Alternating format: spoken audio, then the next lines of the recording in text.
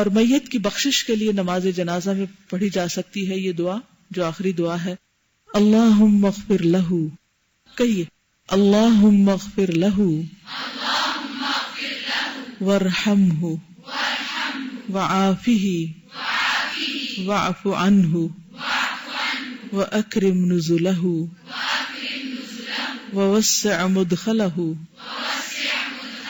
واغسلہ بالماء والثلج والبرد ونقه من الخطايا كما نقيت الثوب الأبيض من الدنس وأبدله دارا خيرا من داره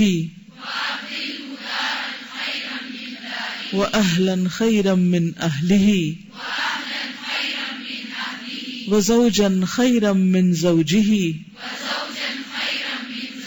وأدخله الجنة وأعذه من عذاب القبر ومن عذاب النار۔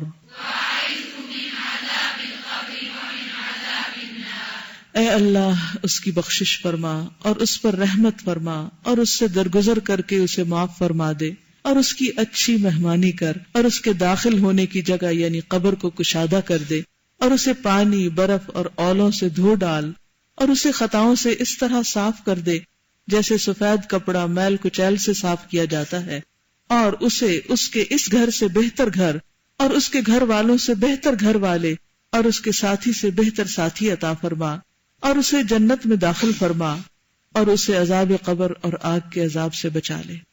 یاد رکھیے کہ جب بھی کوئی مسلمان فوت ہوتا ہے تو اس کا ہم پر ایک حق ہوتا ہے۔ مسلمان کے مسلمان پر 6 حق ہے نا، کون کون سے؟ کہ جب وہ سلام کرے تو جواب دے، 6 کا ہے تو یرحمک اللہ کہیں، دعوت دے تو لبیک کہیں، قبول کریں، بیمار ہو تو عیادت کریں، فوت ہو جائے تو جنازے پہ جائیں۔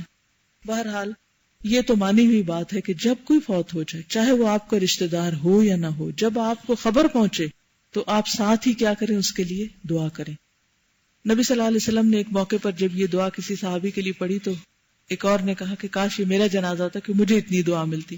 اس میں آپ دیکھیے کہ بخشش کی دعا بھی ہے، رحمت بھی مانگی گئی ہے، عافیت بھی مانگی گئی ہے، اللہ سے درگزر کی درخواست بھی ہے، اور پھر یہ کہ اے اللہ تیرا بندہ تیرے پاس آ رہا ہے واپس، ایک طرح سے تیرا مہمان ہے، تو اس کی اچھی مہمانی کر، یعنی اچھا استقبال فرما اور اس کے قبر کو کشادہ کر دے اور اس کے گناہوں کو دھو ڈال، پانی سے، برف سے، اولے سے، ہر چیز سے، جیسے سفید کپڑے سے میل نکالی جاتی، اس طرح بالکل سفید کپڑے کی طرح اس کو پاک کر دے اور دنیا کے گھر سے بہتر گھر اس کو دے اور دنیا کے گھر والوں سے بہتر گھر والے یعنی کمپنی اس کو میسر آئے، صالحین کی، مقربین کی، اور دنیا کے ساتھیوں سے بہتر ساتھی اس کو وہاں ملے اور جنت میں اس کو داخل کر، قبر اور آگ کے عذاب سے اس کو بچا۔ کتنی جامع دعا ہے، ہم میں سے ہر شخص یہی تمنا کرتا ہے۔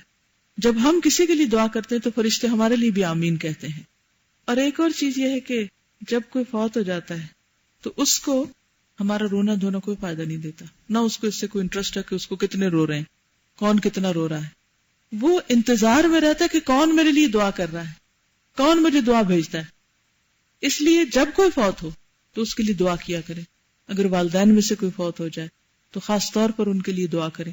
میں نے یہ دعا زبانی یاد کی تھی جب میرے والد فوت ہوئے تھے، تو مجھے جب رونا آتا تھا تو میں اپنے ساتھ تہیہ کیا تھا کہ نہیں، میں رونے کی بجائے یہ دعا کیا کروں گی ان کے لیے۔ رونا تو سیلفشنس ہے، میں اپنے لیے رو رہی ہوں کہ میرا لاس ہو گیا ہے۔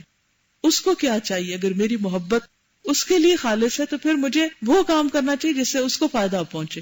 اور یہ بھی ہم سب کو معلوم ہے کہ جنت میں درجے بلند کیے جاتے ہیں، تو میت پوچھتی ہے کہ یہ مجھے اوپر لے جایا جا رہا ہے، اس کی کیا ریزن ہے؟ تو بتایا جاتا ہے کہ یہ تمہاری اولاد کی دعا کی وجہ سے۔ تو خصوصاً اولاد کا فرض بنتا ہے کہ وہ اپنے والدین کے لیے، چاہے آج فوت ہوئے چاہے وہ 10 سال پہلے کوئی فوت ہوا ہو، ان کے لیے خاص طور پر دعا کریں۔ تو اس دعا کو زبانی بھی یاد کر لیں اور اس کے ساتھ ساتھ ان کے لیے پڑھیں، اور خصوصاً جب آپ حرم میں ہو، جنازہ ہو رہا ہو، تو اس دعا کو پڑھیں، کیونکہ ہر مسلمان کا حق ہے کہ اس کے لیے دعا کی جائے۔ مسجد نبوی میں اور مسجد الحرام میں کوئی نماز ہارڈلی ایسی ہوگی جس کے بعد جنازے نہ ہو. بہت سے لوگ، خواتین خصوصاً ہماری انڈو پاک کی، جب جنازے کے لیے امام بلاتا ہے کہ ہم میت کا جنازہ پڑھ رہیں گے تو وہ لوگ اٹھتے ہی نہیں. مسجد میں ہوتے ہوئے بھی وہ اٹھتے نہیں اور دعا نہیں کرتے، حالانکہ اتنا بڑا اجر و ثواب ہے. ٹھیک ہے ہم اسپیشل نہیں گئے لیکن ہم وہاں موجود ہیں، ہم نے نماز پڑھی ہے، تو عورتیں بھی نماز پڑھ سکتی ہیں. وہ اس کی دعا ہمیں نہیں آتی اور طریقہ بھی نہیں آتا. تو جو حج کی کتاب ہے اس میں وہ دعا لکھی ہوئی ہے. یہ جنازہ پڑھنے کی دعا نہیں ہے، ساری جنازہ کی بات کر رہی ہوں، کیونکہ مسجد کے اندر جنازے ہوتے ہیں، حرم میں جنازے ہوتے ہیں، تو اس میں پہلی رکعت میں کیا پڑھنا ہے، دوسری میں کیا پڑھنا ہے، تیسری میں کیا پڑھنا ہے. لیکن میت کی بخشش کی دعا اگر یہ آپ کو آتی ہے تو آپ کھڑے ہو کے جب امام اللہ اکبر کر کے وہ کرتا ہے تو آپ یہی پڑھ دیں. لیکن جیسے نماز کی تراویح میں بعض اوقات دیکھ کے پڑھ لیتے ہیں قرآن مجید، تو اسی طرح اگر نہیں آتی تو دیکھ کے بھی دعا پڑھ لیں، لیکن یاد کرنے کی کوشش کریں. اللہم اغفر لہ وارحمہ وعافہ واعف عنہ واکرم نزلہ ووسع مدخلہ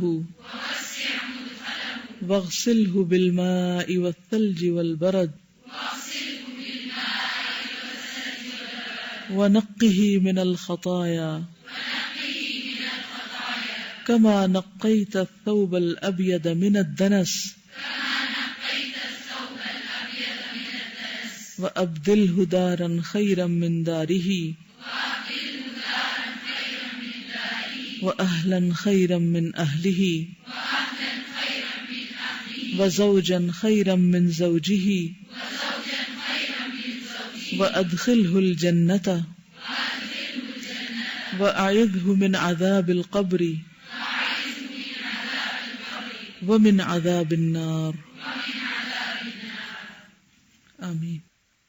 حج بیت اللہ پر یہ کتاب بھی ہے. جو لوگ حج پہ جا رہے ہیں تو اس کو چھوٹا ہلکا چھپایا گیا تھا کہ ساتھ ساتھ پوائنٹس کی شکل میں جو جو کام کرنے کے ہیں وہ بار بار دہرائے جاتے رہیں.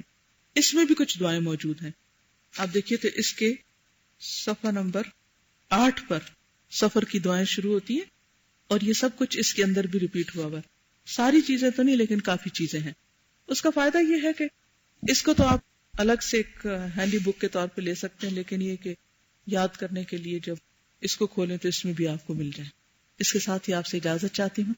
سبحانک اللہم و بحمدک نشہد ان لا الہ الا انت نستغفرک و نتوب الیک.